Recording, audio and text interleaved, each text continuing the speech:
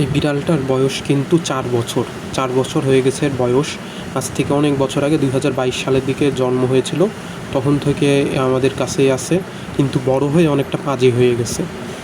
একটা ছেলে বিড়াল, এবং ওর একটা সমস্যা, এটা হলো ও বাসায় থাকে না। ও সবসময় বাড়ির বাইরে চলে যায়। দেখা গেল যে 1 সপ্তাহ পরে বাসায় আসলো, বাসায় এসে খেয়ে দিয়ে একটু রেস্ট করে আবার চলে যায়।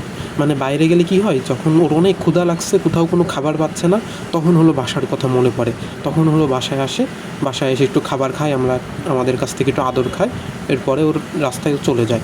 এই যে এখন দেখতেছেন বসে আছে চুপচাপ, কিন্তু একটু পরে কিন্তু চলে যাবে। ওই যে দেখেন নখগুলা কীরকম হয়ে গেছে। আগে ছোটোবেলায় কেটে দিতাম ওর নখগুলা, কিন্তু এখন আর কাটে না, কারণ নখ কেটে দিলে ওরা মারামারি করতে পারে না। তো সবসময় কী হতো, এই হলো অন্য বিড়ালের কাছ থেকে মার খেয়ে তারপর বাড়ি আসতো, আমি ট্রিটমেন্ট করে দিতাম। তো এই জন্য নখ টোক আর কাটি না।